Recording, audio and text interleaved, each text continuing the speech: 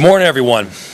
So you've heard me say repeatedly that the position of police chief is among the most important hires that I will ever make. And to that end, we've spent the last 10 months asking people throughout our city what they wanted to see in our next police chief. We've had listening sessions in all 5 precincts throughout the city, led by Councilmember Latricia Vitaw. We've put together a volunteer search committee that was charged with finding and coming up with some of the best and most brilliant police chief candidates throughout the entire country, and then passing me a short list of extremely high caliber names. We've had an online portal, an open survey, where people can submit whatever feedback that they wanted to see in our next police chief. And what we heard loud and clear is that people wanted a change maker. They wanted a reform-minded candidate that would both be accountable to the city of Minneapolis and our residents, and also able to drive down crime in a serious way. So that's what we heard loud and clear. Our search led to a pool of several national caliber candidates throughout the country. And I think that should give us a whole lot of hope, because what we are seeing in this commissioner position, in this chief position, in director positions that we have throughout the city, is that our city is now able to recruit some of the top caliber people in this entire country. And so today, I'm very pleased to inform you that I will be nominating Brian O'Hara, the Deputy Mayor of the city of Newark, New Jersey, as my nominee for the next police chief of the city of Minneapolis. Minneapolis has been asking for change, and Brian O'Hara, the Deputy Mayor, is answering that call. He has this proven ability to work directly hand in hand with community to create systems of accountability and simultaneously drive down crime and specifically shootings.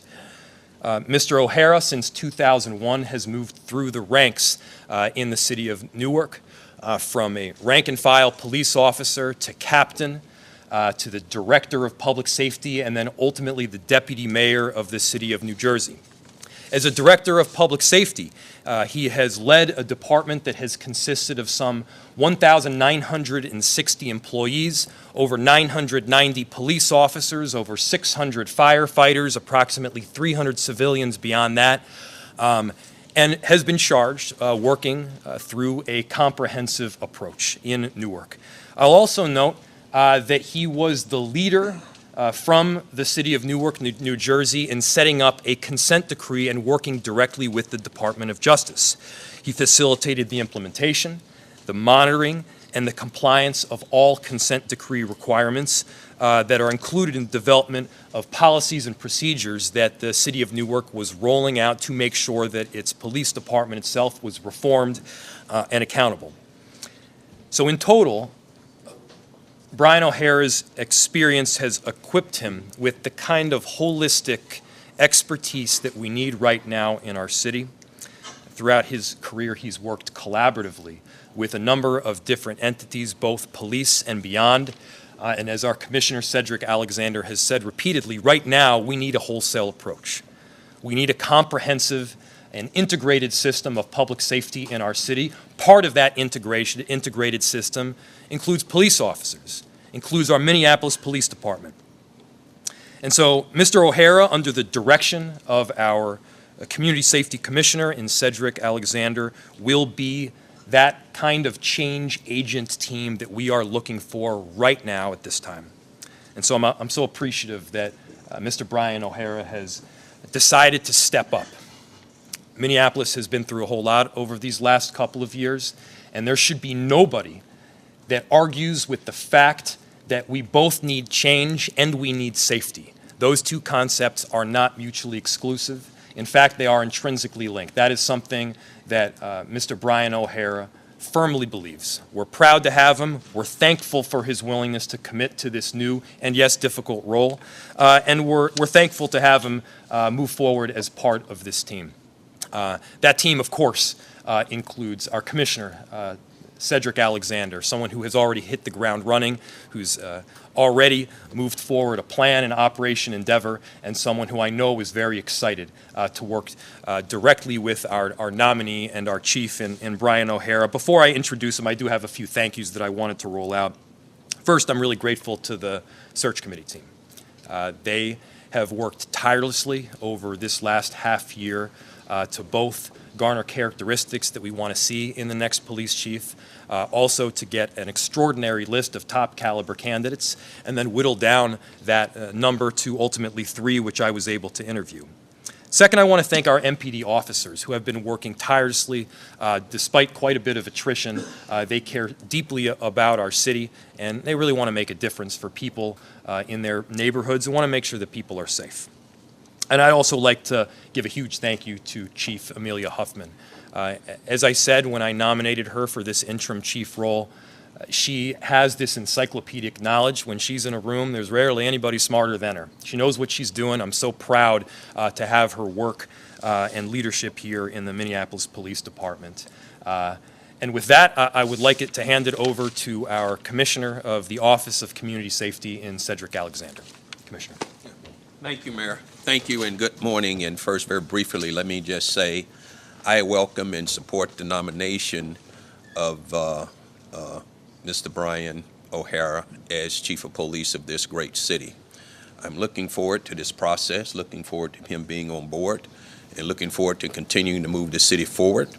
And I think we have a great candidate here who is going to prove to be of great value to this city.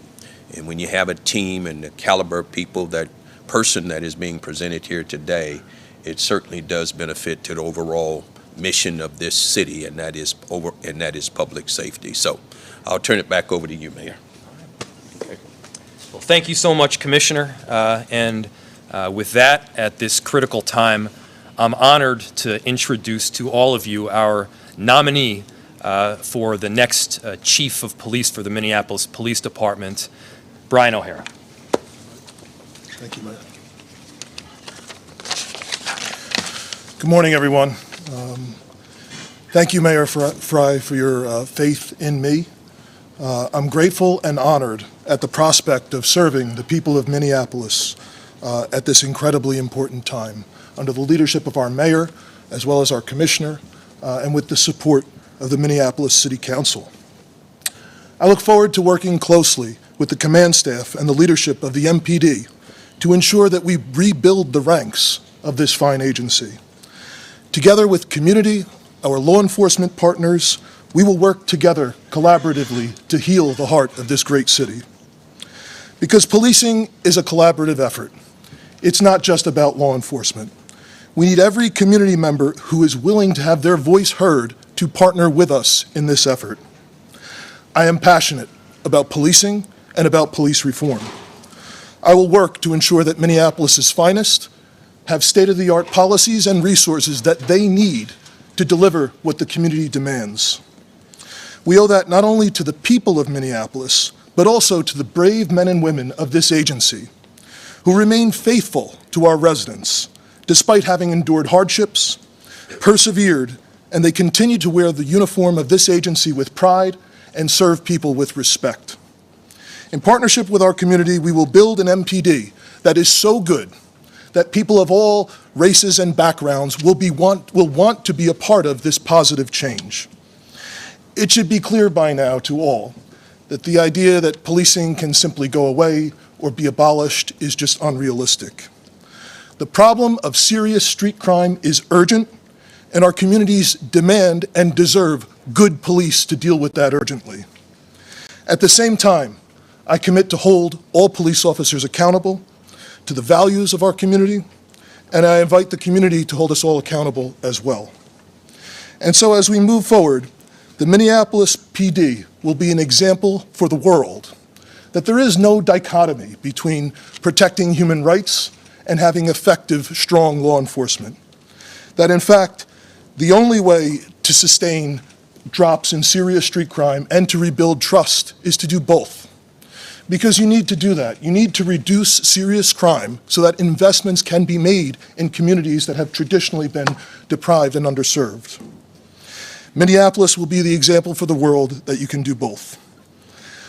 All people have a right to feel safe. It should not matter what their address is. It shouldn't matter what neighborhood that you live in. So we will engage and we will collaborate with all community partners as valued co-creators of public safety, because you simply cannot have public safety without the public. To those who are critical of policing and of this agency, I ask that you give us a chance.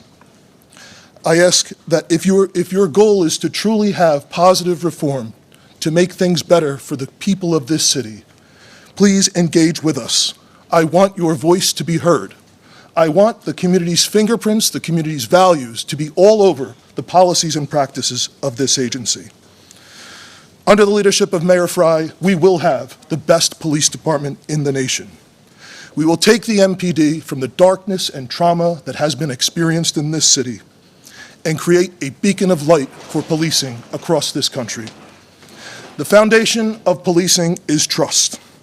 And as the Minneapolis Chief of Police, I will work day and night to ensure that the residents of this city can trust, that they can feel safe, and all people in this city will know that the MPD has their backs.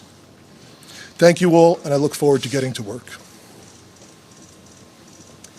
Thank you, and just a couple additional people I want to acknowledge that are here with us today. The Commissioner of the Department of Public Safety at the state, Commissioner Harrington, thank you for being here.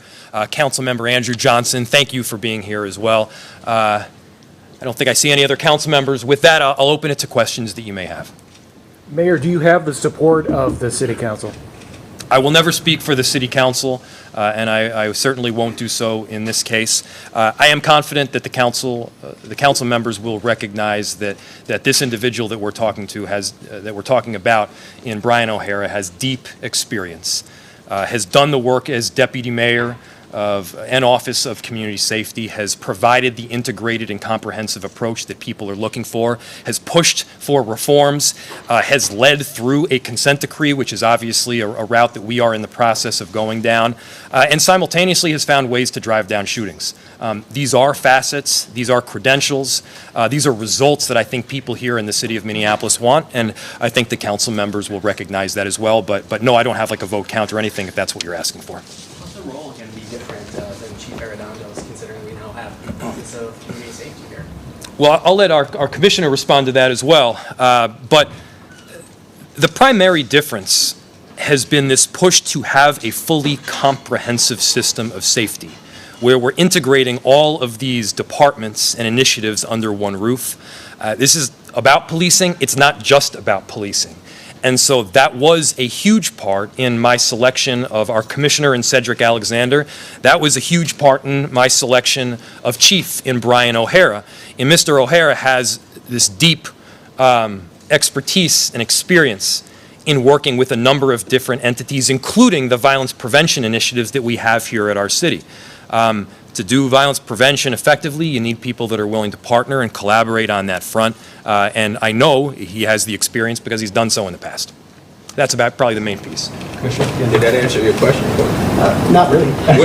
Repeat your question. So I'm guessing wondering how the role is going to be different than when Chief Arredondo did it. You know, what sort of responsibilities are you taking that Arredondo had, and what sort of... Let me take another crack. Yeah, sure. So the difference is we did not have a comprehensive system before. So the commissioner's role is the commissioner is charged with managing all of these different departments under one roof. Minneapolis Police Chief Arredondo's work was exclusive largely to police. He was the head of the Minneapolis Police Department, as is would-be Chief O'Hara.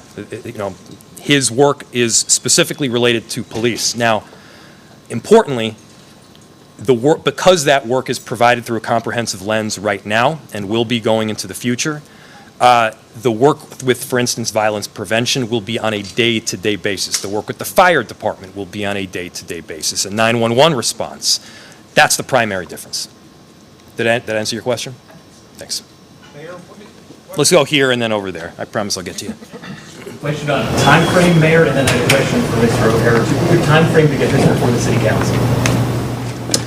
Again, I don't want to speak for the City Council as they set their own agenda on this. We're looking at some point in October. Mr. O'Hara, just to follow up, what do you think the most pressing point is for the city of Minneapolis? You've seen the crime numbers. What's the first area you want to tackle if you get this job? So clearly, the issues around gun violence are a priority, the priority. And so I know the mayor and the commissioner have recently launched Operation Endeavor, and that fully involves all of the principles that are proven to work in addressing these issues. So I'm interested in learning more about that, and just in general, learning more about the department and what various communities in the city, prioritize as their issues.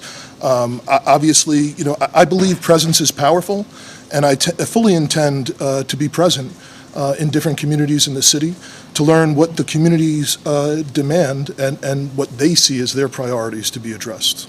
Is that what worked in Newark, tackling shootings? The mayor talked about shootings, you talked about shootings. Is that what worked in Newark, was more police in those neighborhoods? So absolutely. I mean, you need to have approaches that are both evidence-informed, based on what are the best practices in, the profession, and that's all about collaboration, the law enforcement partners, community-based partners, and so on.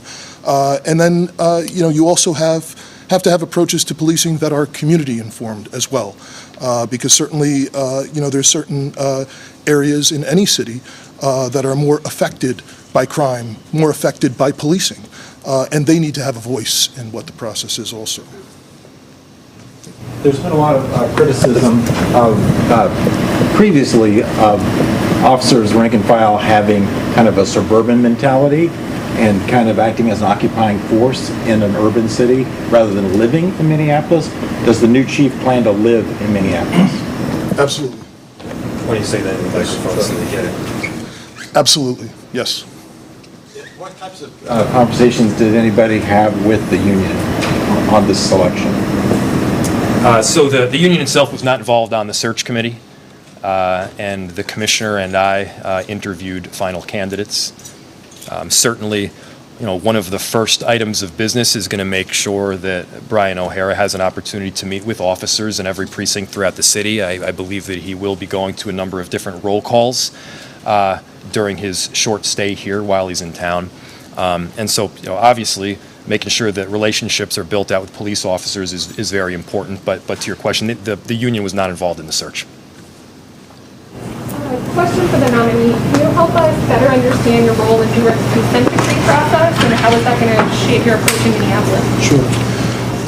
I was the point person dealing with all of it since about 2017.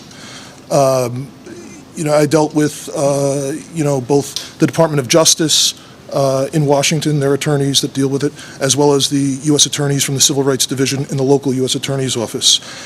And then, coming up with ways both to, implement policies and then also present them to community. We did dozens of town hall meetings in Newark around all the different major changes, all the different major policy changes and training.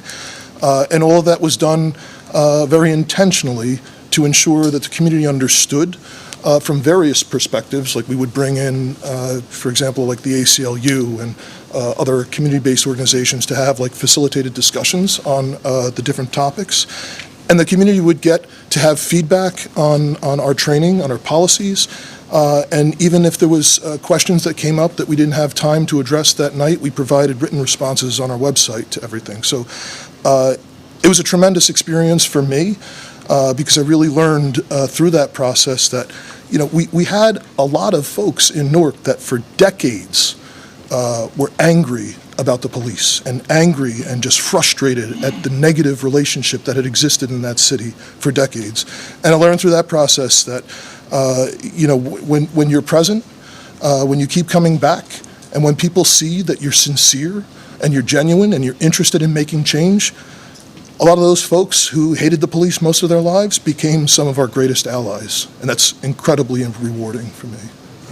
Mr. O'Hara, what will you do as far as training and policy to kind of cut down on officer-involved shootings? I know you were successful in doing that in Newark, where there was a span of time without any officer-involved shooting. Yeah. What will you bring from Newark to here to kind of ensure people? So I have not had a chance to look at the current policy, the current training practices around use of force.